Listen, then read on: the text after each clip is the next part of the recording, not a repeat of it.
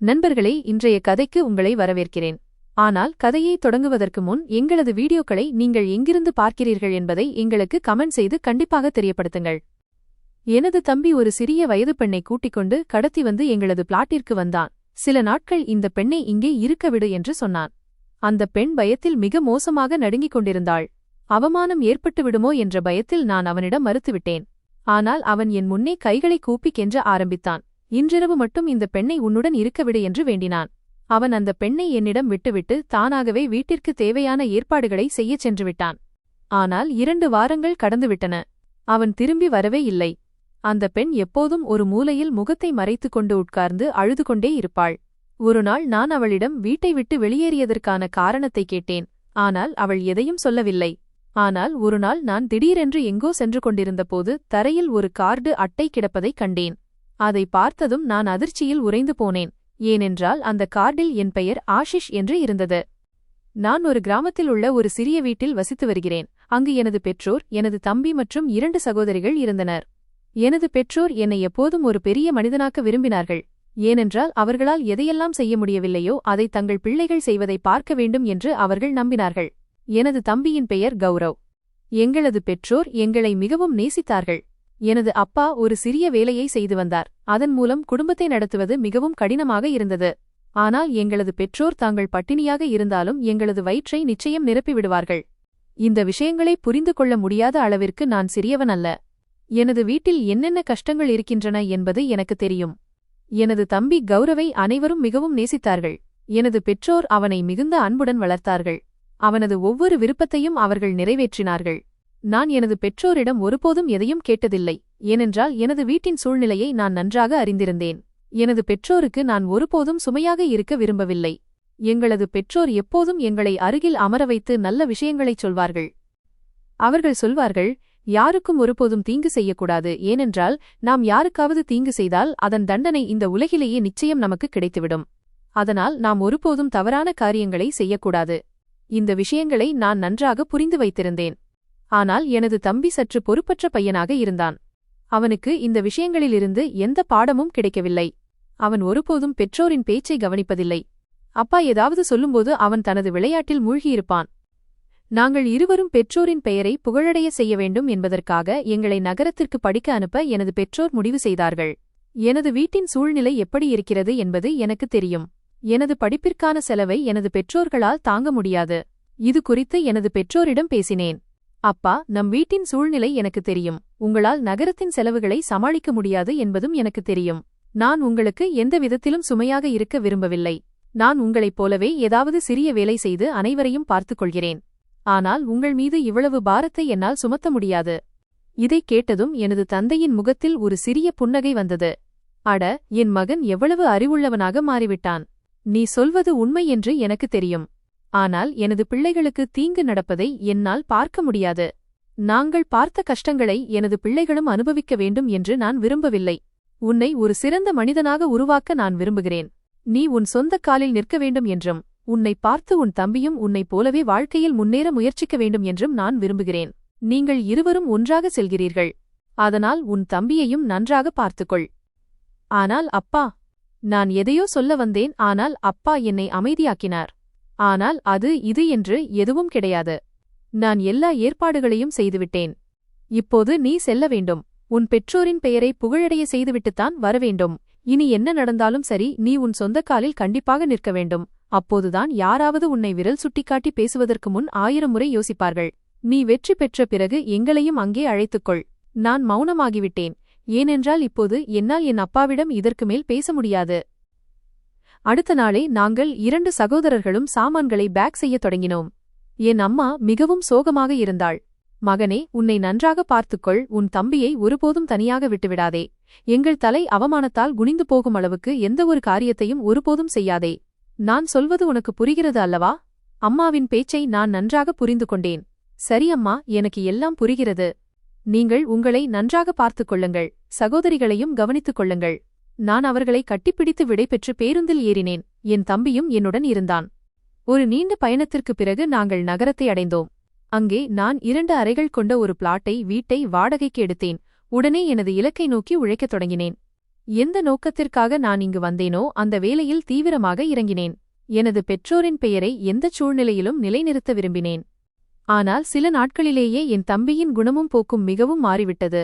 நான் அவனுக்கு எவ்வளவோ அறிவுரை கூறினேன், ஆனால் அவன் என் பேச்சை சிறிதும் கேட்கவே இல்லை. அவன் பெரும்பாலும் வீட்டை விட்டு வெளியிலேயே இருந்தான். வெளியே போகாதே, உன் படிப்பில் கவனம் செலுத்து, எந்த வேலைக்காக நீ இங்கு வந்தாயோ அதைச் செய் என்று பலமுறை சொன்னேன். ஆனால் அவன் என் வார்த்தைகளை மதிக்கவில்லை. அவன் தன் போக்கிலேயே மூழ்கியிருந்தான். அவனுக்கு யாரைப் பற்றியும் எந்த கவலையும் இல்லை. நான் அவனுக்கு புரிய வைக்க எவ்வளவோ முயன்றேன், ஆனால் எந்த பலனும் இல்லை. அவன் தன் இஷ்டப்படி நடக்கும் ஒருவனாக மாறிவிட்டான். என் ஒரு பேச்சை கூட அவன் கேட்கவில்லை. நாங்கள் இங்கு வந்து 3 ஆண்டுகள் ஆகிவிட்டன. வானத்தில் சந்திரன் பிரகாசமாக ஜொலித்துக் கொண்டிருந்தது. எனது 2 அறைகள் கொண்ட வாடகை வீட்டின் பால்கனியில் நின்று கொண்டு வானத்தை பார்த்துக் கொண்டிருந்தேன். நாளை முதல் எனது பணி டியூட்டி தொடங்க இருந்தது. எனக்கு இங்கு வந்து 3 ஆண்டுகள் ஆகிவிட்டதால் ஓரளவுக்கு பழகிவிட்டேன். ஆனால் உண்மையில் எனக்கு என் வீட்டின் ஞாபகம் மிக அதிகமாக வந்தது. நான் சற்று சோகமாகவும் இருந்தேன். வீட்டைப் பற்றிய பல நினைவுகள் என் மனக்கதவை தட்டின. நான் அவற்றில் அப்படியே மூழ்கிப் போனேன். யாரோ ஒருவர் என் வீட்டு அழைப்பு மணியை டோர்பெல் அழுத்தியபோதுதான் அந்த நினைவு கடலிலிருந்து நான் வெளியே வந்தேன். இந்த நேரத்தில் யாராக இருக்கும் என்று நான் திடுக்கிட்டேன், ஏனெனில் இந்த புதிய நகரத்தில் எனக்கு யாரையும் தெரியாது. இதே யோசனையுடன் நான் கதவை நோக்கி வந்து கதவை திறந்தேன். என் முன்னே தம்பி கௌரவ் நின்று கொண்டிருந்தான். அவனைக் கண்டு நான் மிகவும் வியப்படைந்தேன், ஏனெனில் அவன் சற்று நேரத்திற்கு முன்புதான் வீட்டில் இருந்தான். அவன் எப்போது வெளியே போனான்? அவன் தன் அறைக்குச் செல்வதை நான் பார்த்தேன். அவன் வெளியிலிருந்து எப்படி வருகிறான் என்பதை என்னால் நம்ப முடியவில்லை. ராகுல் என்று எனக்கு ஒரு நண்பன் இருந்தான். அவனது உதவியால்தான் எனக்கு இந்த பிளாட் கிடைத்தது. அதுவும் மலிவான வாடகையில் மிகச் சிறந்த இடத்தில் அமைந்திருந்தது. கௌரவை பார்த்ததும் எனக்கு சற்றே அதிர்ச்சியாக இருந்தது. பிறகு மெதுவாக சரி செய்து கொண்டேன். நான் கதவருகே திகைத்து நிற்பதைக் கண்டு அவன் உள்ளே வர அனுமதி கேட்டான். நான் அவனுக்கு வழிவிட்டேன். ஆனால் இன்று அவனுடன் ஒரு பெண் இருந்தாள். அவள் அவனுக்கு பின்னால் நின்று கொண்டிருந்தாள். அவன் உள்ளே வந்ததும் அவளும் உள்ளே வரத் தொடங்கினாள். அவள் அப்படி உள்ளே வருவதை பார்த்து, இந்த நேரத்தில் வீட்டில் பெண்கள் யாரும் இல்லை என்று உரத்த குரலில் சொன்னேன். ஆனால் அவர்கள் இருவரும் என் பேச்சை கேட்காதது போலவே வீட்டிற்குள் வந்துவிட்டார்கள். அந்த பெண் தன் முகத்தை துப்பட்டாவால் மறைத்திருந்தாள். நான் அவர்களை அமரும்படி சொன்னேன். கௌரவ் மிகவும் கவலையுடனும் பதற்றத்துடனும் காணப்பட்டான். அவன் பேசத் தொடங்கினான். அண்ணா, நான் இந்த பெண்ணை இவள் வீட்டிலிருந்து கூட்டிக் கொண்டு கடத்தி வந்துவிட்டேன். இவளை திருமணம் செய்து கொள்ளப் போகிறேன். அவனது வார்த்தைகளைக் கேட்டதும் எனக்கு பெரிய அதிர்ச்சி ஏற்பட்டது. அவன் அடுத்து என்ன சொல்லப் போகிறான் என்பது எனக்கு புரிந்துவிட்டது. கௌரவ், உனக்கு என்ன பைத்தியம் பிடித்துவிட்டதா? இதற்காகவா நீ நகரத்திற்கு வந்தாய்? இதை செய்ய உனக்கு சிறிதும் வெட்கமாக இல்லையா? உன் பெற்றோர் பற்றி ஒருமுறை கூட நீ நினைக்கவில்லையா? நீ உன் இஷ்டப்படி எதை வேண்டுமானாலும் செய்யலாம் என்பதற்காகவா அவர்கள் உன்னை இங்கே அனுப்பினார்கள்? ஒரு பெண்ணுடன் என் முன்னால் வர உனக்கு எவ்வளவு தைரியம் என்று நான் கோபத்தில் கத்தினேன். அவனும் எழுந்து நின்றான். அண்ணா, என்னை மன்னித்து விடுங்கள். ஆனால் இப்போது என்னால் எதுவும் செய்ய முடியாது. நடக்க வேண்டியது நடந்துவிட்டது. இப்போது நீங்கள் எனக்கு துணையாக இருங்கள். இனிமேல் நான் எந்த தவறும் செய்ய மாட்டேன். இதை எனது முதல் மற்றும் கடைசி தவறு என்று கருதி என்னை மன்னித்து விடுங்கள். இவளை வைப்பதற்கு என்னிடம் இப்போது வேறு இடமில்லை. நீங்கள் சில நாட்களுக்கு மட்டும் இடமளித்தால் என் வாழ்நாள் முழுவதும் உங்களுக்கு கடமைப்பட்டிருப்பேன். அவன் என்ன சொல்ல வருகிறான் என்பது இப்போது எனக்கு தெளிவாக புரிந்துவிட்டது. எனது 2 அறைகள் கொண்ட வாடகை வீடு இதுபோன்ற காரியங்களுக்காக பயன்படுத்தப்பட வேண்டும் என்பதற்காக அல்ல. முதலில் இதை கேட்டவுடன் நான் முற்றிலும் நேரடியாக மறுத்துவிட்டேன். ஆனால் கௌரவ் மீண்டும் மீண்டும் வற்புறுத்தி கேட்டதால் நான் அதற்கு சம்மதிக்க வேண்டியதாயிற்று. ஆனால் அதே சமயம் அவனிடம், உனக்கு நான் 1 வாரம் மட்டுமே அவகாசம் தருகிறேன் என்று கூறிவிட்டேன். 1 வாரத்திற்குள் நீ உனக்கான ஏற்பாடுகளை செய்து கொண்டால் சரி, இல்லையென்றால் அதற்குப் பிறகு நான் பொறுப்பல்ல. எப்படியும் உனக்கு தெரியும், எங்களது பெற்றோர் எப்போது வேண்டுமானாலும் இங்கு வரலாம். அப்படிப்பட்ட நேரத்தில் என்னால் எந்த அபாயத்தையும் ரிஸ்க் ஏற்க முடியாது. நீ இவளை இங்கே விட்டுவிட்டு செல்கிறாய் என்றால் அது உன்னுடைய சொந்த பொறுப்பில்தான் விட்டு செல்கிறாய். என் பேச்சை கேட்டவுடன் அவன் மிகவும் மகிழ்ச்சியடைந்தான். அவன் எழுந்து அந்த பெண்ணிடம் ஏதோ சொன்னான். பிறகு அவளை அங்கே விட்டுவிட்டு அவன் சென்றுவிட்டான். நான் அந்த பெண்ணிடம் மற்றோர் அறையை நோக்கி சைகை காட்டிவிட்டு எனது அறைக்குள் சென்று கதவை உள்ளே இருந்து பூட்டிக் கொண்டேன். அந்த பெண் இந்த வீட்டில் தன்னை பாதுகாப்பாக உணர வேண்டும் என்பதும் அவளுக்கு எந்தவிதமான புகாரும் இருக்கக்கூடாது என்பதுமே இப்படிச் செய்ததற்கான எனது திட்டமாக இருந்தது. சற்று நேரத்திற்குப் பிறகு மற்றோர் அறையின் கதவு மூடப்படும் சத்தம் எனக்கு கேட்டது. நான் நிம்மதியடைந்து எனது படுக்கையில் உறங்குவதற்காக படுத்துக்கொண்டேன். பிறகு எனது கடந்த காலத்தைப் பற்றி யோசிக்க ஆரம்பித்தேன். நான் சந்தித்த கஷ்டங்கள் ஒவ்வொன்றாக எனக்கு ஞாபகம் வர ஆரம்பித்தன. நான் எனது பெற்றோரின் மூத்த மகன். எனக்கு இளையவர்களாக 2 சகோதரிகள் இருந்தனர். எனக்கு எப்போதும் மிகப்பெரிய கனவுகள் வரும். எனது வீடு ஒரு சிறிய கிராமத்தில் இருந்தது. அங்கு அத்தியாவசிய தேவைகளுக்கான பொருட்கள் கூட கிடைப்பது அரிதாகவே இருந்தது. எங்களது கிராமத்தில் இன்றும் விறகுகளை பயன்படுத்திதான் சமையல் செய்யப்படுகிறது. அங்கு கேஸ் என்ற ஒன்று இருந்ததே இல்லை. மின்சாரம் என்பது ஒரு ஆடம்பரமாக இருந்தது. அது எல்லா வீடுகளிலும் கிடைக்காது. தண்ணீர் பிடிப்பதற்கோ கிராமத்து பெண்கள் வெகு தூரத்திலுள்ள கிணற்றுக்குச் செல்ல வேண்டியிருந்தது. அந்த கிராமத்தில் வாழ்க்கை என்பது ஒருபோதும் எளிதாக இருக்கவில்லை, மாறாக மிகவும் கடினமாக இருந்தது. ஆனால் அங்கிருந்த மக்கள் அனைவரும் நன்றியுடன் வாழ்க்கையை நடத்திக் கொண்டிருந்தனர். நான் எனது இன்டர் 12ஆம் வகுப்பு படிப்பை கிராமத்திலுள்ள ஒரு சிறிய பள்ளியில் முடித்துவிட்டேன். இப்போது மேல் படிப்புக்காக இந்த நகரத்திற்கு வரவேண்டியிருந்தது. இங்கு வந்து நான் கல்லூரியில் சேர்ந்தேன். இங்கு வாழ்க்கை மிகவும் சிறப்பாக இருந்தது. கேஸ் போன்ற வசதிகள் இங்கு இருந்தன. விறகுகளை வைத்து சமைக்கும் வேலை இங்கு இல்லை. தண்ணீரும் எல்லா விதத்திலும் தட்டுப்பாடின்றி கிடைத்தது. சிறு சிறு பிரச்சனைகள் இருந்தன, ஆனால் எங்களது கிராமத்துடன் ஒப்பிடும்போது இங்கு வாழ்க்கை மிகவும் நன்றாக இருந்தது. இந்த நல்ல நகரத்தில் ஒரு வாடகை வீடு எடுத்து சொந்தமாக ஒரு தொழில் பிசினஸ் செய்து பிறகு எனது குடும்பத்தினரையும் இந்த நகரத்திற்கு அழைத்து வர வேண்டும் என்று நான் உறுதி பூண்டேன். இது பற்றி எனது பெற்றோரிடம் சொன்னபோது அவர்கள் மிகவும் மகிழ்ச்சியடைந்தார்கள். பிறகு அவர்கள் இது நிஜமாகவே நடக்குமா என்றும் கேட்பார்கள்.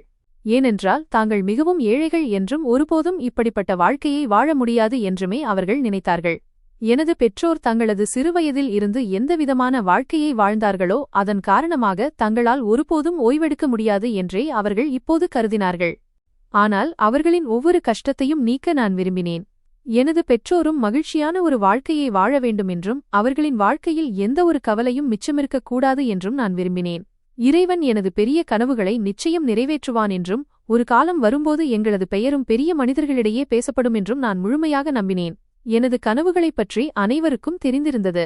ஆனால் கிராமத்தில் உள்ள அனைவரும் என்னை பார்த்து கேலி செய்வார்கள். எங்களது சூழ்நிலை ஒருபோதும் மாறாது என்றும் நாங்கள் இப்படித்தான் வாழ்க்கையை வாழ நிர்பந்திக்கப்படுவோம் என்றுமே அனைவரும் சொன்னார்கள். ஆனால் அவர்களின் எந்த பேச்சையும் நான் காதில் வாங்கிக் கொள்ளவில்லை. மனிதன் துணிச்சலுடன் முயற்சி செய்தால் எந்தவிதமான சூழ்நிலையையும் எதிர்கொள்ள முடியும் என்றும் சூழ்நிலையை தன் வசப்படுத்த முடியும் என்றும் எனக்கு தெரிந்திருந்தது. சூழ்நிலையை மாற்ற முடியும். மனிதன் தனது கடின உழைப்பால் எதையும் சாதிக்க முடியும் என்ற தைரியத்தை இறைவன் மனிதனுக்கு கொடுத்திருக்கிறான். இதனால்தான் மக்களின் பேச்சுகளுக்கு நான் எந்த பதிலும் அளிக்கவில்லை. மாறாக எனது முழு கவனத்தையும் எனது கனவுகள் மீதே வைத்திருந்தேன். மக்களின் பேச்சுகள் என்னை வீழ்த்திவிடக் கூடாது என்பதிலும் எனது கனவுகளிலிருந்து நான் விலகிவிடக் கூடாது என்பதிலும் உறுதியாக இருந்தேன். இன்டர் முடித்த பிறகு நான் கல்லூரிக்கு வந்து எனது படிப்பை தொடர்ந்தேன். எனது பெற்றோருக்கு சிறிதளவு நிலம் இருந்தது. அப்பா ஒரு சிறிய வேலையை செய்து வந்தார். அதன் மூலம் குடும்பத்தை நடத்துவது கடினமாக இருந்தது. ஆனால் நான் மிகுந்த மனதிடம் கொண்டவன். நான் இந்த நகரத்திலுள்ள கல்லூரி முதல்வரிடம் பிரின்சிபல் பேசி நான் ஒரு சிறிய கிராமத்திலிருந்து வந்திருக்கிறேன். படிப்போடு சேர்ந்து ஒரு வேலையும் செய்ய விரும்புகிறேன். நீங்கள் எனக்கு சற்று உதவினால் அது பெரிய உதவியாக இருக்கும் என்று சொன்னேன். அந்த முதல்வர் மிகவும் நல்ல மனிதர். அவர் எனது நிலைமையை புரிந்து கொண்டு எனக்கு பேருதவி செய்தார். ஆனால் என் தம்பி என்னை இப்படி ஏமாற்றுவான் என்று நான் நினைக்கவே இல்லை. எனது பெற்றோர் யாரிடம் அதிக அன்பு காட்டினார்களோ அவன் அவர்களை இப்படி ஏமாற்றுவான் என்று நான் கற்பனை கூட செய்து பார்க்கவில்லை. என் தம்பி இந்த நகரத்திற்கு வந்து என்ன செய்து கொண்டிருக்கிறான் என்பதை என்னால் நினைத்து பார்க்க முடியவில்லை. எனக்கு சற்று சந்தேகம் இருந்தது. ஏனென்றால் நாங்கள் இந்த நகரத்திற்கு புதிதாக வந்தபோது அவன் வீட்டில் தங்குவதே இல்லை. இரவு முழுவதும் விழித்திருந்து போனில் பேசிக் கொண்டிருப்பான். ஒருமுறை அவன் பேசுவதையும் நான் கேட்டேன். அவன் ஒரு பெண்ணுடன் பேசிக் கொண்டிருந்தான். அவளை திருமணம் செய்து கொள்வதாக உறுதியளித்துக் கொண்டிருந்தான். ஒருவேளை அவள் இந்த பெண்ணாக இருக்கலாம், ஆனால் அவள் இவள்தான் என்று என்னால் உறுதியாகச் சொல்ல முடியவில்லை. இதையெல்லாம் பார்த்து எனக்கு மிகுந்த வருத்தம் ஏற்பட்டது. எனது பெற்றோருக்காக நான் என்னென்னவெல்லாம் செய்து கொண்டிருக்கிறேன். அவனோ பெற்றோரின் கௌரவத்தை மண்ணில் புதைத்துவிட்டான். இதையெல்லாம் செய்யும்போது அவனுக்கு சிறிதும் வெட்கமாக இல்லையா? இவ்வளவு கஷ்டப்பட்டு எங்களை இங்கே படிக்க அனுப்பிய பெற்றோரைப் பற்றி அவன் ஒருமுறை கூட யோசிக்கவில்லையா? எங்களது வீட்டின் சூழ்நிலை எப்படி இருக்கிறது என்பதும் அவர்கள் எப்படி கஷ்டப்பட்டு எங்கள் படிப்பிற்கான செலவை ஏற்கிறார்கள் என்பதும் அவனுக்கு தெரியாதா? அவன் சற்று யோசித்திருக்க வேண்டும். ஆனால் அவன் எதையும் நினைக்காமல் இந்த தவறான காரியங்களில் இறங்கிவிட்டான். நான் இந்த நகரத்திற்கு புதிதாக வந்த போதிலிருந்தே எனது சோதனைகள் தொடங்கிவிட்டன. முதல் நாளிலிருந்தே நான் வேலைக்காக பல இடங்களுக்கு சென்று பேசத் தொடங்கினேன். நான் ஒவ்வொரு கடைக்கும் செல்வேன். கூலி வேலை செய்யவும் தயாராக இருந்தேன். ஒரு நாள் எனக்கு ஒரு காலணி ஷூ கடையில் வேலை கிடைத்தது. அந்த கடையின் உரிமையாளர் பழைய காலணிகளுக்கு பாலிஷ் போடும் வேலையை என்னிடம் ஒப்படைத்தார். அங்கே 250 ஜோடி காலணிகள் இருப்பதாகவும் அவற்றுக்கு பாலிஷ் போட்டால் அதற்கு பதிலாக 2000 ரூபாய் தருவதாகவும் அவர் கூறினார். இதை கேட்டு நான் சம்மதித்தேன். ஏனென்றால் எனக்கு 2000 ரூபாய் என்பது மிகப்பெரிய தொகை. இது எனது கடின உழைப்பால் ஈட்டிய வாழ்க்கையின் முதல் சம்பாத்தியம். என் கைகளில் கொப்புளங்கள் கூட வந்துவிட்டன. ஆனால் நான் மனந்தளரவில்லை. நேரத்திற்கு முன்பே 250 ஜோடி காலணிகளுக்கும் பாலிஷ் போட்டு உரிமையாளரிடம் கொடுத்துவிட்டேன். அவர் எனது வேலையை பார்த்து மிகவும் மகிழ்ச்சியடைந்தார். சொன்ன நேரத்திற்கு முன்னதாகவே முடித்ததற்காக எனக்கு 500 ரூபாய் வெகுமதியாக கொடுத்தார். இப்படியாக மொத்தம் 2500 ரூபாய் சம்பாத்தியம் கிடைத்தது. அதில் 500 ரூபாய் எனது செலவுகளுக்காக வைத்துக்கொண்டு 2000 ரூபாய் சேமித்து வைத்தேன். நீ மிகவும் கடின உழைப்பாளி, வாழ்க்கையில் பெரிய இடத்திற்கு வருவாய் என்று அந்த உரிமையாளர் சொன்னார். அவர் என் வேலையில் மிகவும் திருப்தியடைந்தார். நான் அவருக்கு நன்றி கூறிவிட்டு அங்கிருந்து சென்றேன். ஏனென்றால் அந்த வேலை ஒரு நாளுக்கு மட்டும்தான். என்னால் தினமும் அங்கே வேலை செய்ய முடியாது. அடுத்த நாளே ஒரு துணிக்கடை உரிமையாளரிடம் சென்று நான் இங்கு வாழ்க்கையில் முன்னேற வந்திருப்பதாகச் சொன்னேன்.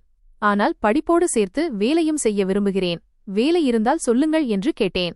அவரிடம் வேலை பார்த்தவர் சில நாட்கள் விடுமுறையில் இருப்பதாகவும் அந்த நாட்களில் நான் வேலை செய்ய முடிந்தால் செய்யலாம் என்றும் அவர் கூறினார். நான் உடனே சம்மதித்து வேலையைப் பற்றி கேட்டேன். துணிகளை வகைப்படுத்தி குடோனுக்கு கொண்டு செல்ல வேண்டும் என்று அவர் சொன்னார். நான் மிகுந்த உழைப்புடனும் பொறுப்புடனும் அந்த வேலையை முடித்தேன். அதற்காக எனக்கு 5000 ரூபாய் கிடைத்தது. அதை நான் சேமித்தேன். இப்படி தேடல் தொடர்ந்தது. 1 மாதம் முடிவடைந்த நிலையில் வீட்டு வாடகையை செலுத்தவும் எனது மற்ற செலவுகளை கவனிக்கவும் தேவையான பணம் என்னிடம் சேர்ந்திருந்தது. ஆனால் இந்த விஷயத்தை நான் யாரிடமும் சொல்லவில்லை.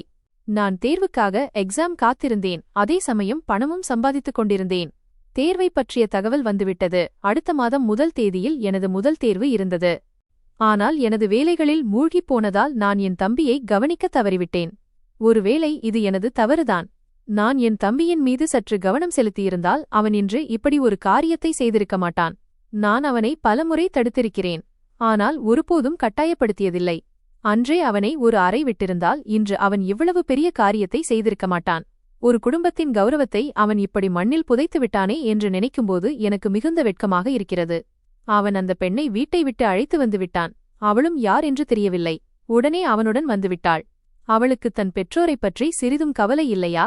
அந்த பெண்ணும் அவனைப் போலவே தானா?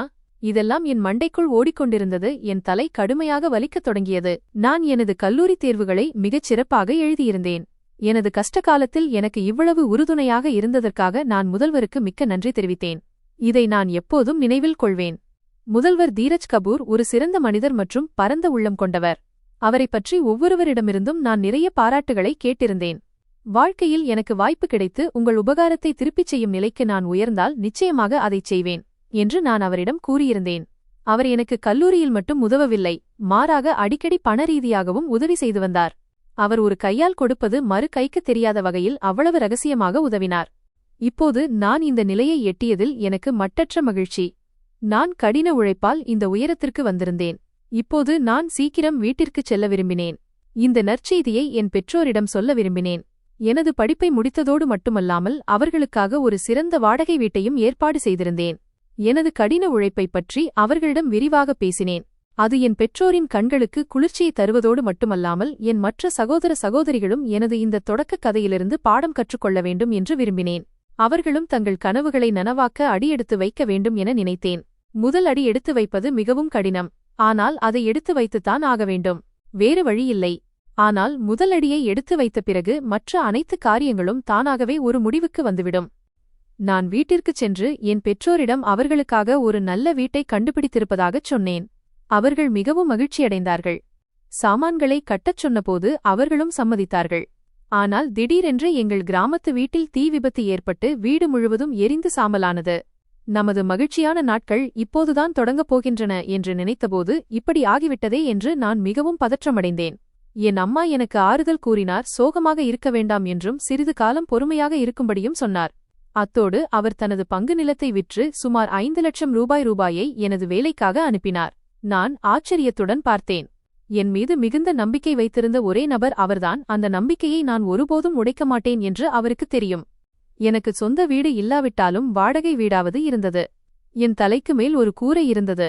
ஆனால் இப்போது என் பெற்றோரிடம் கௌரவை பற்றி எப்படி சொல்வேன் என்ற பயம் மட்டுமே எனக்குள் இருந்தது. அவர்களின் இளைய மகன் ஒரு பெண்ணுடன் ஓடிப்போய் அவர்களின் கௌரவத்தை மண்ணில் மிதித்துவிட்டான் என்பதை அவர்களுக்கு எப்படி தெரிவிப்பேன்? என் பெற்றோருக்கு இந்த விஷயம் தெரிந்தால் அவர்கள் உயிரோடு இருக்கும்போதே செத்துவிடுவார்கள். அவர்களுக்கு யார் புரிய வைப்பார்கள்? அவர்கள் என்ன நினைப்பார்கள்? 3 ஆண்டுகள் தங்கள் குழந்தைகளை நகரத்திற்கு அனுப்பியது எங்கள் மானத்தை வாங்குவதற்குத்தானா? நான் மிகுந்த கவலையில் இருந்தேன். ஆனால் எனது வேலையைப் பற்றி நான் நிறைய யோசித்து வைத்திருந்தேன்.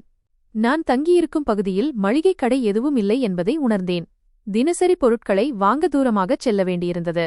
உடனே நான் 4000 ரூபாய்க்கு ஒரு சிறிய கடையை வாடகைக்கு எடுத்தேன். அதில் பொருட்கள் வைக்கவும் ஒருவர் நிற்கவும் போதுமான இடம் இருந்தது. மீதமுள்ள பணத்தில் மளிகை பொருட்களை வாங்கி வியாபாரத்தை தொடங்கினேன். அதிகாலையிலேயே கடையை திறந்துவிடுவேன். மாலைக்குப் பிறகு மூடிவிடுவேன். அதன் பிறகு வீட்டிற்கு சென்று சிறிது ஓய்வெடுப்பேன். பின்னர் 6 மணி நேர வேலைக்காக ஒரு தொழிற்சாலைக்கு செல்வேன்.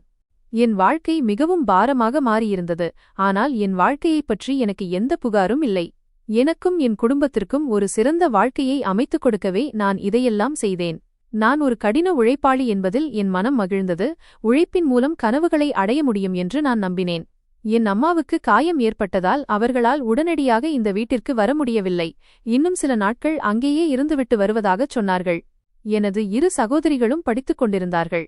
படிப்போடு சேர்ந்து தங்கள் எதிர்காலத்தைப் பற்றியும் எப்படி சிந்திக்க வேண்டும் என்று அவர்களுக்கு புரிய வைத்தேன். எனது இந்த வெற்றிக்கு முக்கிய காரணம் என் கல்லூரி முதல்வர்தான். அவரிடமிருந்துதான் நான் எல்லா உதவிகளையும் பெற்றேன். இப்போது வரை அனைத்தும் நன்றாகச் சென்று கொண்டிருந்தது. நான் அடிக்கடி அவரை சந்திக்கச் செல்வேன். ஒருமுறை அவர் கல்லூரியில் இல்லை. அதனால் நான் கவலையடைந்து அவர் வீட்டின் முகவரியைக் கண்டறிந்து அங்கு சென்றேன். அவர் வசித்த வீடு மிகவும் அழகாக இருந்தது. அங்கு சென்றபோதுதான் அவர் மிகுந்த கவலையிலும் உடல்நலக் குறைவிலும் இருப்பது தெரிந்தது. அவரை பார்த்துவிட்டு திரும்பியபோது அவருடைய கவலை சாதாரணமானது அல்ல என்பதை உணர்ந்தேன். ஏதோ ஒரு விஷயம் அவரை உள்ளுக்குள் போட்டு வாட்டிக்கொண்டிருந்தது. அவர் ஒரு மிகச்சிறந்த மனிதர். அவர் எனக்கு நிறைய உதவியிருந்தார். அதனால் அவர்களிடம் இது குறித்து கேட்க எனக்கு தயக்கமாக இருந்தது. ஆனால் இறைவன் அவருடைய எல்லா துயரங்களையும் நீக்க வேண்டும் என்பதே எனது இதயபூர்வமான பிரார்த்தனையாக இருந்தது. அவருடன் பேசிக் கொண்டிருந்தபோது அவருக்கு 3 மகள்கள் இருப்பதும் அவருடைய மனைவி ஏற்கனவே மறைந்துவிட்டதும் எனக்கு தெரியவந்தது. அவருடைய மூத்த 2 மகள்களுக்கு திருமணமாகிவிட்டது. அதே நேரத்தில் ஒரு மகள் மட்டும் அவருடன் வசித்து வந்தார். நான் அவரை சந்தித்துவிட்டு வீட்டிற்கு திரும்பி வந்தேன். சற்று ஓய்வெடுப்பதற்காக படுக்க முயன்றபோது கதவு தட்டப்படும் சத்தம் கேட்டது. இந்த நேரத்தில் எனது கதவை தட்டுவது யாராக இருக்கும் என்று நான் மிகவும் வியப்படைந்தேன். நான் இங்கே எனது தம்பியோடு மட்டும்தான் வசித்து வந்தேன். உறவினர்கள் யாரும் இங்கு இல்லை. எனது தம்பியும் ஏற்கனவே தனது அறைக்குள் சென்றுவிட்டான். மேலும் நான் இந்த நேரத்தில் எங்கே இருக்கிறேன் என்பது கூட யாருக்கும் தெரியாது. இதே யோசனையுடன் நான் பயந்து கொண்டே கதவை திறந்தேன். என் முன்னே எனது தம்பி கௌரவ் நின்று கொண்டிருந்தான். இந்த நேரத்தில் அவன் எங்கிருந்து வருகிறான் என்று எனக்கு மிகவும் ஆச்சரியமாக இருந்தது. அவன் உள்ளே வர அனுமதி கேட்டான். நானும் அனுமதி அளித்தேன். ஆனால் அவன் தனியாக வரவில்லை. அவனுடன் ஒரு பெண்ணும் இருந்தாள் என்பதைக் கண்டு நான் அதிர்ச்சியடைந்தேன். அந்த பெண் தனது முகத்தை துப்பட்டாவால் மறைத்திருந்தாள். அவளுடைய பார்வையும் கீழ்நோக்கி இருந்தது. எனது வீட்டில் பெண்கள் யாரும் இல்லை, நான் தனியாக இருக்கிறேன் என்று நான் உரத்த குரலில் கூறினேன். கௌரவ் தனக்கு எல்லாம் தெரியும் என்றும் என்னிடம் ஒரு முக்கியமான விஷயம் பேச வேண்டும் என்றும் சொன்னான். நான் அவர்களை சோபாவில் அமர வைத்தேன். அவன் அந்த பெண்ணை தன் வீட்டிலிருந்து கூட்டிக் கொண்டு கடத்தி வந்துவிட்டதாகச் சொன்னான். இதைக் கேட்டதும் எனது காலடியில் இருந்த தரை நழுவுவது போல் உணர்ந்தேன். இது எனது தம்பிதானா என்று என்னால் நம்பவே முடியவில்லை. எங்களது பெற்றோர் எங்களை இங்கே படிக்கவும் எங்களது பெயரையும் புகழையும் நிலைநாட்டவுமே அனுப்பி வைத்தார்கள். எங்களது கௌரவத்தை மண்ணில் புதைப்பதற்காக அல்ல. 3 ஆண்டுகளுக்குப் பிறகு நான் எதை பயந்தேனோ அதை இறுதியில் என் தம்பி செய்துவிட்டான். அவனை படிப்பில் கவனம் செலுத்துமாறு நான் எவ்வளவோ அறிவுறுத்தினேன். ஆனால் அவன் யாருடைய பேச்சையும் கேட்கவில்லை. அவன் இறுதியில் இதுபோன்ற விஷயங்களில் சிக்கிக் கொண்டான். நான் அந்த பெண்ணை சற்று உற்று பார்த்தேன். அவள் ஒரு நல்ல குடும்பத்தைச் சேர்ந்த பெண்ணாக தெரிந்தாள்.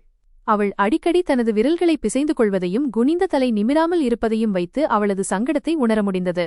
கௌரவின் வலையில் சிக்கி தன் குடும்பத்தின் கௌரவத்தை மண்ணில் புதைத்துவிட்டு வந்திருக்கும் இந்தச் சிட்டு எந்த குடும்பத்தை சேர்ந்ததோ என்று நான் மனதிற்குள் வருத்தப்பட்டேன். நான் கௌரவை பார்த்து தொடர்ந்து பேசுமாறு சைகை காட்டினேன். அவன் என்னுடனேயே இந்த பிளாட்டில் வசிப்பதால் அவனிடம் வேறு இடம் ஏதுமில்லை என்றும் அந்த பெண்ணை சில நாட்களுக்கு எனது பிளாட்டிலுள்ள மற்றோர் அறையில் தங்க அனுமதிக்க வேண்டும் என்றும் அவன் கேட்டான். இதை கேட்டதும் நான் அப்படியே ஆத்திரத்தில் குதித்தேன். நான் நேரடியாகவே மறுத்துவிட்டேன். இப்படியெல்லாம் என் முன்னால் வந்து பேசுவதற்கு உனக்கு எவ்வளவு தைரியம்? உனக்கு பைத்தியம் பிடித்துவிட்டதா? என்னிடம் இப்படி பேச உனக்கு சிறிதும் வெட்கமாக இல்லையா என்று கேட்டேன். நமது பெற்றோரின் கௌரவத்தைப் பற்றி உனக்கு சிறிதும் கவலை இல்லையா? இதற்காகவா அவர்கள் உன்னை இங்கே அனுப்பினார்கள்? அவர்கள் பெயரை மண்ணில் புதைக்கவா இதையெல்லாம் செய்தாய்? இந்தச் செயலை செய்வதற்கு முன்னால் இந்த பெண்ணின் பெற்றோர் நிலை என்னவாகும் என்று நீ ஒருமுறை கூட யோசிக்கவில்லையா? உனது பெற்றோர் நிலை என்னவாகும்?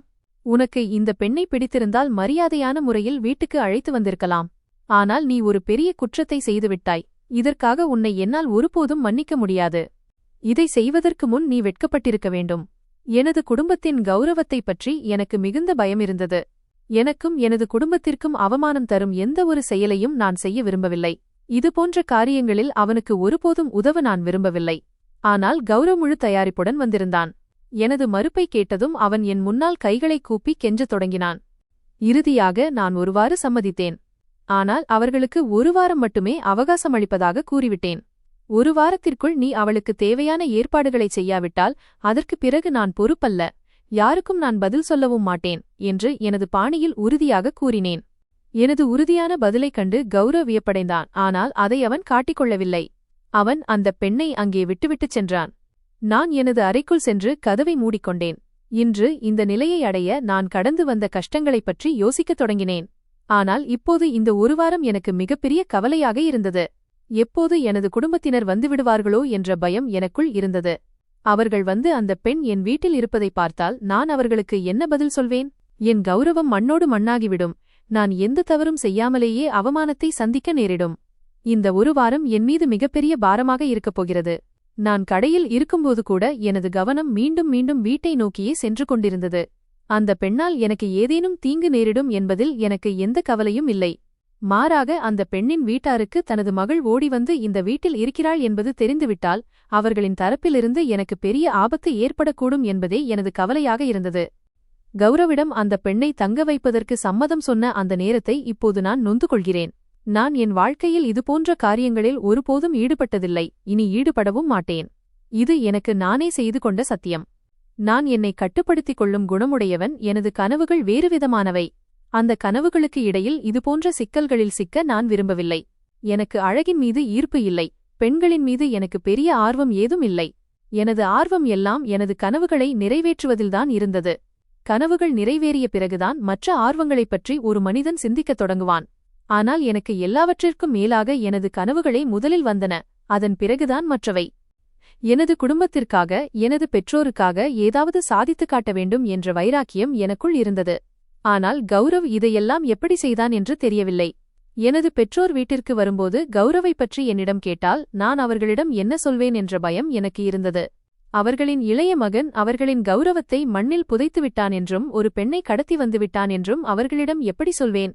அவர்களால் இந்த உண்மையை சகித்துக் கொள்ள முடியுமா? நான் எப்படி மறைப்பேன்? எப்படி சொல்வேன்? எனக்கு எதுவுமே புரியவில்லை. திடீரென்று இந்த பெரிய பிரச்சனை என் தலையில் விழுந்துவிட்டது.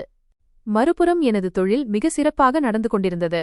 2 மாதங்களில் எனக்கு பெரிய லாபமும் கிடைத்தது. இதற்கெல்லாம் தீரச்சார் கொடுத்த ஆலோசனையே காரணம்.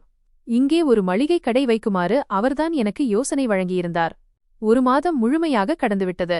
எனது பெற்றோர் விரைவில் என்னிடம் வரப்போவதாகச் சொல்லியிருந்தார்கள். அந்த நேரத்திற்காக நான் ஆவலுடன் காத்திருந்தேன். ஆனால் இந்த ஒரு வாரம் எனக்கு மிகப்பெரிய தலைவலியாக மாறியிருந்தது.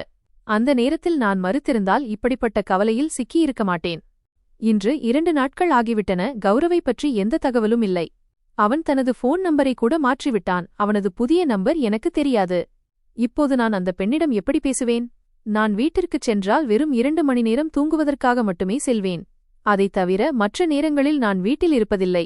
அந்த பெண்ணும் ஒரு மனுஷிதானே, அவளது உணவுத் தேவைகள் எப்படி பூர்த்தியாகும் என்ற கவலை எனக்கு ஏற்பட்டது. இன்று 3வது நாள் நான் அவளது அறைக்கதவை தட்டி, உனக்கு என்ன வேண்டுமோ அதை நீயே சமையலறைக்கு வந்து சமைத்துக் கொள்ளலாம் என்று சொன்னேன். அவள் எனது பேச்சை கேட்டு சம்மதிப்பது போல் தலையசைத்தாள். பிறகு மீண்டும் கதவை மூடிக்கொண்டாள். அடுத்த நாள் நான் வீட்டிற்கு திரும்பியபோது சமையலறையில் சமைத்த உணவு இருந்தது. நான் பெரும்பாலும் வெளியிலேயே சாப்பிட்டுவிட்டு வந்து விடுவேன். வீட்டில் சமைப்பது மிக குறைவு. ஒன்று எனக்கு நேரமில்லை, மற்றொன்று எனக்கு சரியாக சமைக்கத் தெரியாது. அவள் அந்த உணவை எங்கள் இருவருக்குமாக சமைத்திருக்க வேண்டும். அவள் தனக்கான பங்கை சாப்பிட்டுவிட்டு எனக்காக ஒரு தட்டு நிறைய உணவை எடுத்து வைத்திருந்தாள். நான் அந்த உணவை சாப்பிட்டபோது அதன் சுவை அவ்வளவு நன்றாக இருந்தது. அதிலிருந்து அந்த பெண் ஒரு மரியாதையான குடும்பத்தை சேர்ந்தவள் என்பதை என்னால் உணர முடிந்தது. அது மட்டுமில்லாமல் நான் மட்டும் இருந்தபோது வீடு சற்று அசுத்தமாக இருக்கும். ஆனால் இப்போது வீடு மிகவும் சுத்தமாக காணப்பட்டது. இதையெல்லாம் வைத்து பார்க்கும்போது அந்த பெண் வயதில் சிறியவளாக தெரிந்தாலும் அவளுக்கு எல்லா வேலைகளும் தெரிந்திருக்கிறது என்பதை என்னால் உணர முடிந்தது. வீட்டை மிகவும் கௌரவமாக வைத்திருந்தாள். சமையலறை சுத்தமாக இருந்தது. ஒவ்வொரு பொருளும் அதற்குரிய இடத்தில் நேர்த்தியாக வைக்கப்பட்டிருந்தது. இன்று 5 நாட்கள் முடிந்துவிட்டன. கௌரவ் வரவில்லை. இன்று எனது உடல்நிலை சரியாக இல்லாததால் நான் வேலைக்குச் செல்லாமல் வீட்டிலேயே தங்கிவிட்டேன். திடீரென்று இரவில் யாரோ மிகச் சத்தமாக அழும் சத்தம் கேட்டு நான் விழித்துக் கொண்டேன். முதலில் நான் வீட்டில் தனியாக இருப்பதாக நினைத்து இந்த அழுகை சத்தம் எங்கிருந்து வருகிறது என்று புரியாமல் திகைத்தேன். ஆனால் விரைவில் எனக்கு ஞாபகம் வந்தது, நான் வீட்டில் தனியாக இல்லை, என்னுடன் ஒரு பெண் இந்த வீட்டில் தங்கியிருக்கிறாள். பக்கத்து அறையிலிருந்துதான் அந்த அழுகை சத்தம் வந்து கொண்டிருந்தது. அது மெல்ல மெல்ல விம்மலாக சிசக்கியோ மாறிக்கொண்டிருந்தது. मैंने भावनाओं और शब्दों की लंबाई का पूरा ध्यान रखा है. இப்போது நான் மிகுந்த கவலையடைந்தேன். எனது சொந்த சகோதரி இப்படி அழுவதை என்னால் பார்க்க முடியாது. அவள் மீது எனக்கு அவ்வளவு பாசம் உண்டு. கௌரவ் போன்ற ஒரு பையனுக்காக அந்த பெண் தன் வீடு கௌரவம் என அனைத்தையும் பணயம் வைத்ததற்காக நான் வருத்தப்பட்டேன். இறுதியில் அவளுக்கு கண்ணீரை தவிர வேறு எதுவும் கிடைக்கவில்லை. நான் சகித்துக்கொள்ள முடியாமல் கதவை தட்டினேன். ஆனால் கதவு திறக்கப்படவில்லை. மாறாக அழுகையின் சத்தம் சற்று குறைந்தது. இப்போது எனக்கு கோபம் வந்தது. ஒருபுறம் என் உடல்நிலை சரியில்லை, மறுபுறம் ஒரு தேவையற்ற மன உளைச்சலை சுமந்து கொண்டிருந்தேன். மூன்றாவது, இதற்கொரு தீர்வும் தெரிவதாக இல்லை. கௌரவ் கழுதை கொம்பு போல மறைந்து போதல் காணாமல் போய்விட்டான். நான் இங்கே புரி தரக மோசமாக மாட்டிக்கொண்டேன். அடுத்த நாள் என் உடல்நிலை தேறியதும் நான் வேலைக்குச் சென்றேன். ஒரு சீட்டில் உனக்கு தேவையான உணவை நீயே சமைத்துக்கொள், உன்னை இங்கிருந்து அழைத்து செல்லுமாறு கௌரவை அழைக்கச் சொல். ஒரு வாரம் கழித்து உன்னை இங்கிருந்து அனுப்பிவிடுவேன், அதற்குப் பிறகு நான் பொறுப்பல்ல. ஒரு வாரத்தில் 6 நாட்கள் முடிந்துவிட்டன.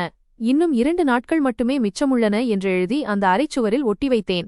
நான் அவளிடம் நேருக்கு நேர் பேச தயங்கினேன். அவளும் அப்படித்தான் இருந்தாள். ஆனாலும் கௌரவின் வலையில் எப்படி விழுந்தாள் என்று தெரியவில்லை.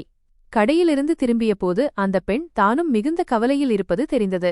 எனது சீட்டிற்கு பதிலாக அவள் ஒரு சீட்டு எழுதியிருந்தாள். அதில்தான் கௌரவை பலமுறை அழைத்ததாகவும், ஆனால் அவன் போனை எடுப்பதாகவே இல்லை என்றும் எழுதியிருந்தது. அவள் தற்கொலை செய்து கொள்ள விரும்புவதாகவும் தனக்கு எந்த நிம்மதியும் இல்லை என்றும் எழுதியிருந்தாள். அவளது அந்த சீட்டை பார்த்ததும் எனக்கு திடீரென்று கோபம் வந்தது. வீட்டை விட்டு வெளியேறுவதற்கு முன் இதையெல்லாம் யோசித்திருக்க வேண்டும். இப்போது இதை பேசி எந்த பயனும் இல்லை என்று அவளிடம் கத்தத் தோன்றியது. நான் அதை நினைத்ததோடு மட்டுமல்லாமல் சீட்டில் எழுதியும் வைத்தேன். இப்போது எங்களது உரையாடல் இப்படி சீட்டுகள் மூலமாகவே நடந்தது. இந்த பிரச்சனையிலிருந்து விரைவில் விடுபட விரும்பினேன். இதற்கிடையில் கௌரவ் அவளை திருமணம் செய்து கொள்ளவில்லை என்பதும், திருமண ஆசை காட்டி ஏமாற்றி இங்கே அழைத்து வந்தான் என்பதும் எனக்கு தெரிந்தது. இப்போது அந்த பெண்ணின் மீது எனக்கு இன்னும் அதிக பரிதாபம் ஏற்பட்டது. மறுபுறம் கௌரவ் அவளை என் வீட்டில் விட்டுவிட்டு எங்கோ சுற்றித் திரிகிறான். என் ஆரோக்கியம் மற்றும் தொழில் என அனைத்தும் இதனால் பாதிக்கப்பட்டது.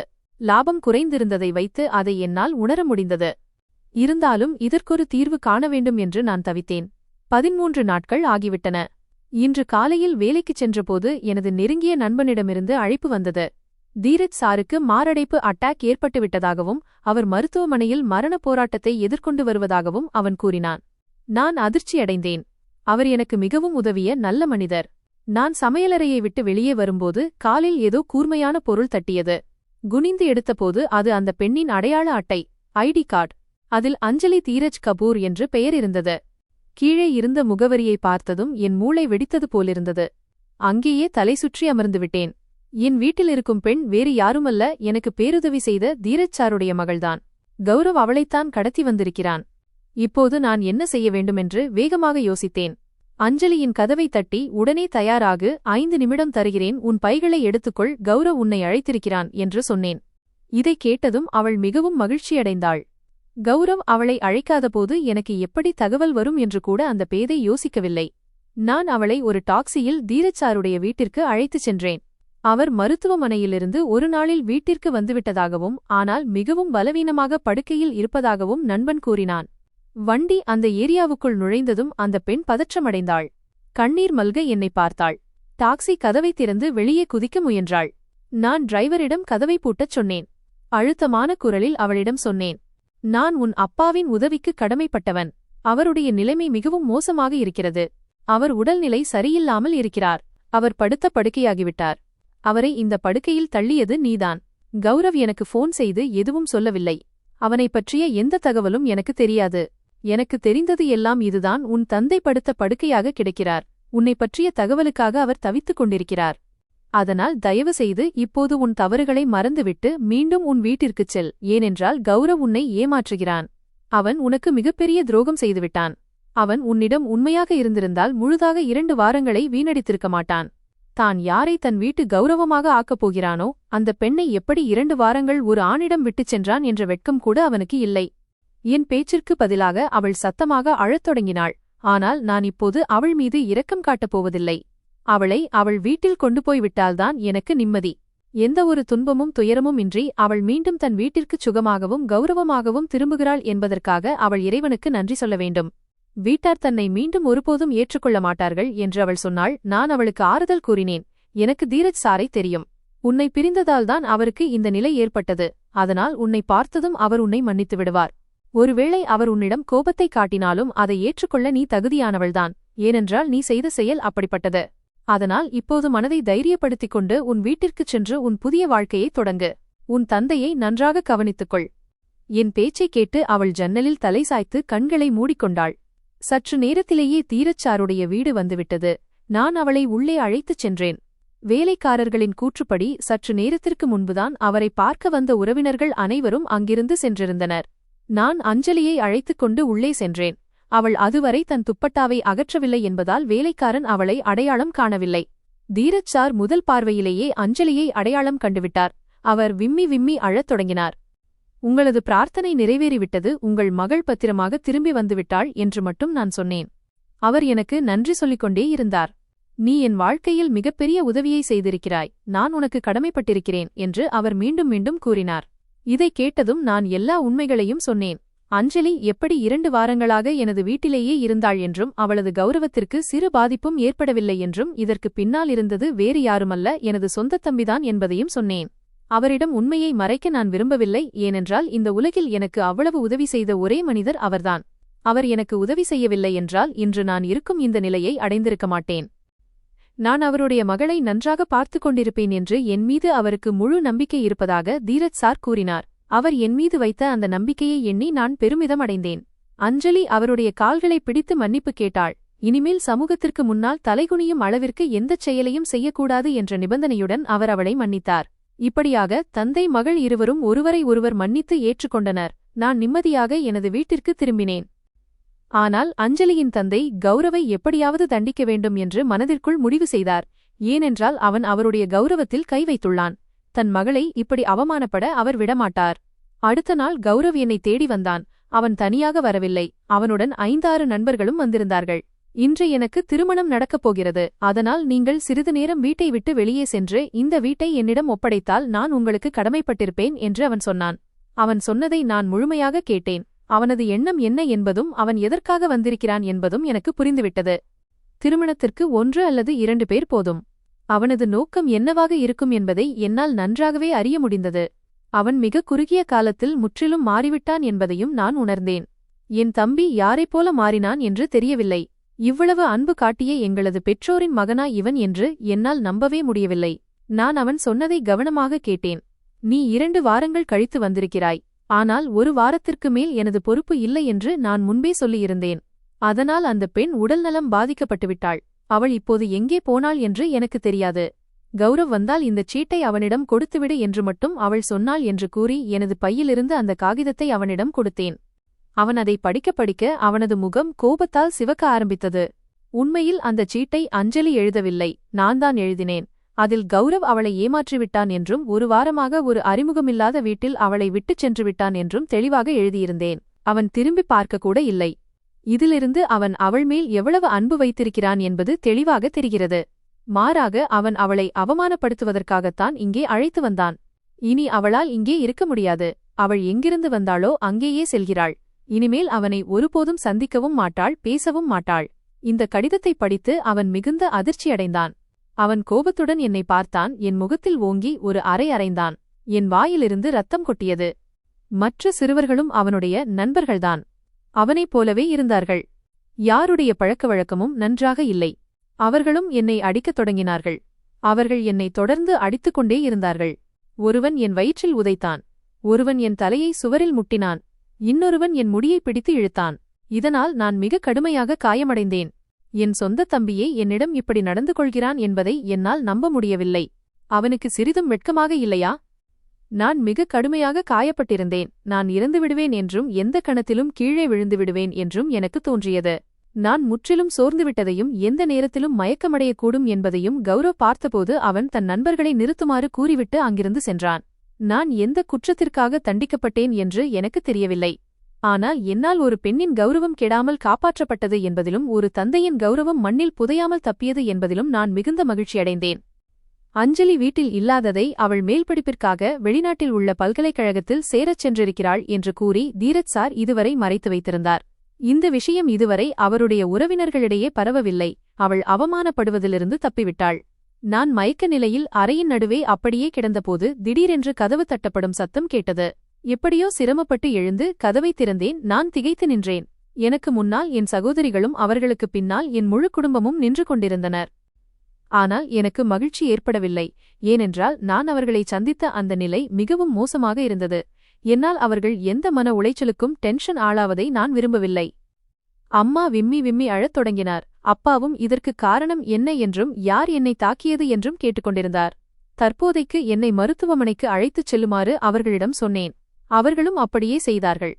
அங்கே முதலுதவி ஃபர்ஸ்ட் எய்ட் பெற்ற பிறகு நான் வீட்டிற்கு திரும்பினேன். நான் நிதானமாக எனது குடும்பத்தினர் அனைவருக்கும் உண்மையைச் சொன்னேன். என் பேச்சைக் கேட்ட என் பெற்றோரால் என் வார்த்தைகளை நம்ப முடியவில்லை. ஆனால் பிறகு நான் உண்மையை ஒவ்வொன்றாக சொன்னபோது அவர்கள் என் பேச்சை நம்பத் தொடங்கினார்கள். என் அம்மா என்னை கட்டியணைத்துக் கொண்டார். அவர் என் கைகளை முத்தமிட்டார். மகனே, உன்னை பார்த்து நான் பெருமைப்படுகிறேன் என்று என்னிடம் சொன்னார். அவருடைய அந்த வார்த்தைகள் என் வாழ்க்கையின் மிகப்பெரிய வெற்றியாக அமைந்தன. பெற்றோர்கள் நம்மை பார்த்து பெருமைப்படும்போதும் மற்ற குழந்தைகளுக்கு முன்னால் நம்மை உதாரணமாக காட்டி அவர்களும் வாழ்க்கையில் இப்படி முன்னேற வேண்டும் என்று சொல்லும்போதும் எவ்வளவு நன்றாக இருக்கும். நான் எதிர்பார்த்து காத்திருந்த நாள் வந்துவிட்டது. ஆனால் அது ஒரு இக்கட்டான சூழலில் வந்ததால் என்னால் முழுமையாக மகிழ்ச்சியடைய முடியவில்லை. எனது குடும்பம் இப்போது என்னுடன் இருப்பதால் நான் நிம்மதியாக இருந்தேன். எனது கனவுகளை நிறைவேற்ற நான் உயரப் பறக்கத் தொடங்கியிருந்தேன். எனது பயணம் தொடர்ந்தது. எனது இலக்கு என்னை எங்கு கொண்டு சேர்க்கிறது என்று பார்க்க விரும்பினேன். இது ஒரு ஆரம்பம் மட்டுமே. ஆனால் மறுபுறம் எனது தம்பியைப் பற்றி கேட்டதும் அனைவரும் மிகுந்த கோபமடைந்தனர். எல்லோரும் மிகவும் வருத்தப்பட்டனர். இவன் இன்று இந்த நிலைக்கு வருவதற்கு நான் வளர்த்த விதத்தில் எங்கே குறை இருந்தது என்று தெரியவில்லையே என்று என் அம்மா சொல்லிக் கொண்டிருந்தார். சற்று நேரத்திற்குப் பிறகு போலீசார் எங்கள் வீட்டிற்கு வந்து கௌரவை பற்றி விசாரிக்கத் தொடங்கினர். எனது பெற்றோர் போலீசாரிடம் உண்மையைச் சொன்னார்கள். ஏனென்றால் தங்கள் மகன் தவறான பாதையில் செல்வதை அவர்களால் பார்க்க முடியவில்லை. தங்கள் மகனுக்கும் பெண் பிள்ளைகள் இருப்பதால் அவன் செய்த தவறுக்கான தண்டனை அவனுக்கு கிடைக்க வேண்டும் என்று அவர்களும் விரும்பினார்கள். அவர்கள் தங்கள் மகளை அஞ்சலியின் இடத்தில் வைத்து யோசித்துப் பார்த்தபோது இதுவே சரியென அவர்களுக்கு தோன்றியது. போலீசார் அங்கிருந்து சென்று கௌரவை தேடும் பணியில் இறங்கினர். அடுத்த நாளே கௌரவ் பிடிபட்டான். போலீசார் அவனை பிடித்து முதலில் எங்கள் வீட்டிற்கு அழைத்து வந்தனர். கௌரவை பார்த்ததும் என் பெற்றோர் இருவரின் கண்களிலும் கண்ணீர் வழிந்தது. அம்மா முன்னே சென்று கௌரவின் முகத்தில் ஓங்கி ஒரு அறை அறைந்தார். இப்படி வளர்ப்பதற்காகவா உன்னை இவ்வளவு பாசத்துடன் வளர்த்தேன்? நீ வளர்ந்து எங்களது கௌரவத்தை மண்ணில் புதைப்பாயா? இதையெல்லாம் செய்வதற்காகவா உன்னை இங்கே அனுப்பினோம்? உன் அண்ணனிடமிருந்து நீ எதையும் கற்றுக்கொள்ளவில்லையா? இன்று அவர் எங்கே நிற்கிறார்? நீ எங்கே இருக்கிறாய்? உனக்கு தெரிகிறதா என்று ஆவேசமாக கேட்டார். இனி நீ சிறைக்குப் பின்னால் அழுகிப் போவாய். இனி நாங்கள் உனக்கு யாரும் கிடையாது. எங்களுக்கும் உனக்கும் இனி எந்தச் சம்பந்தமும் இல்லை. எங்கள் கண் முன்னாலிருந்து மறைந்து போ. அடுத்த கணமே அப்பா முன்னே வந்து கௌரவின் முகத்தில் ஓங்கி ஒரு அறை அறைந்தார்.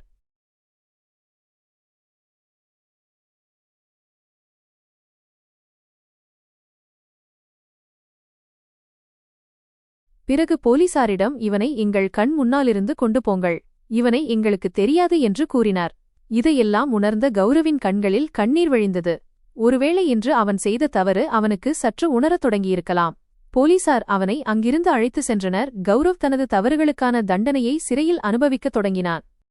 ஒரு வாரத்திற்குப் பிறகு தீரஜ் சார் எங்களது வீட்டிற்கு வந்து எனது பெற்றோரிடம் பேசினார். பாருங்கள் சகோதரி, என் வாழ்க்கையில் எந்த நிச்சயமும் இல்லை. நான் எப்போது இந்த உலகை விட்டுப் போவேன் என்று எனக்கு தெரியாது. என் மகள் ஒரு நல்ல கைகளில் சேர வேண்டும் என்று நான் விரும்புகிறேன். எனக்கு ஆஷிஷ் மீது முழு நம்பிக்கை உள்ளது. அவன் என் மகளை மிகவும் மகிழ்ச்சியாக வைத்திருப்பான். அதனால் ஆஷிஷுக்கு என் மகளை திருமணம் செய்து கொடுக்க வேண்டும் என்று நான் விரும்புகிறேன். எனது பெற்றோருக்கு இதில் எந்த மறுப்பும் இருக்கவில்லை. ஏனென்றால் அவருடைய மகளுக்கு நடந்த கஷ்டங்களுக்கு அவர்களின் சொந்த மகனே காரணமாக இருந்தான். அவர்கள் என்னிடம் இதைப்பற்றி சொன்னபோது எனக்கும் எந்த தயக்கமும் இல்லை. ஏனென்றால் எந்த பெண்ணின் கௌரவமும் இப்படி மண்ணில் புதைக்கப்படுவதை நான் விரும்பவில்லை. அதனால் நானும் சம்மதம் சொன்னேன். எனது கடின உழைப்பால் தொழிலில் மிகுந்த லாபம் கிடைத்தது. உடனே நான் ஒரு நல்ல வீட்டையும் வாங்கினேன். அதன் பிறகு கடையையும் எனது பெயருக்கு மாற்றிக்கொள்ள வேண்டும் என்றும் எனது தொழில் இதேபோல் வளர வேண்டும் என்றும் நான் எண்ணினேன். நான் எனது பெற்றோரை நன்றாக பார்த்துக்கொள்வேன். சில நேரங்களில் இது நான் செய்த நற்செயலுக்கான பலன் என்று எனக்கு தோன்றும். யாரோ ஒருவரின் மகளை அவரிடம் மீண்டும் ஒப்படைத்து அவர் மனதை குளிரச் செய்தேன். அதனால் இறைவன் என் மூலம் என் பெற்றோரின் மனதை குளிரச் செய்தான். இது உலக நீதி. நீங்கள் எதை விதைக்கிறீர்களோ அதையே அறுவடை செய்வீர்கள். நீங்கள் எதை விதைத்தீர்களோ அதையே உங்கள் வருங்கால சந்ததியினரும் அறுவடை செய்வார்கள். தீரச்சார் எனக்கு உதவினார், அதனால் இறைவன் என் மூலமாகவே அவருக்கு உதவச் செய்தான். எனது இந்த நற்செயலுக்காக இறைவன் எனக்கு பெரிய வெற்றியை தந்தான். இப்போது நானும் எனது குடும்பத்தாரும் மிகச் சிறப்பான வாழ்க்கையை வாழ்ந்து வருகிறோம். எனக்கும் திருமணமாகிவிட்டது. தீரச்சாரும் இப்போது நிம்மதியாக இருக்கிறார். மறுபுறம் கௌரவ் தனது தவறுகளுக்கான தண்டனையை சிறையில் அனுபவித்து வருகிறான். நண்பர்களே, எங்களது இந்த கதை உங்களுக்கு பிடித்திருக்கும் என நம்புகிறேன். கதை பிடித்திருந்தால் வீடியோவை லைக் செய்யுங்கள். சேனலுக்கு புதியவர் என்றால் சேனலை சப்ஸ்கிரைப் செய்யுங்கள். மேலும் அடுத்த அப்டேட் உங்களை உடனே வந்தடைய நோட்டிஃபிகேஷன் பெல் கண்டிப்பாக அழுத்துங்கள்.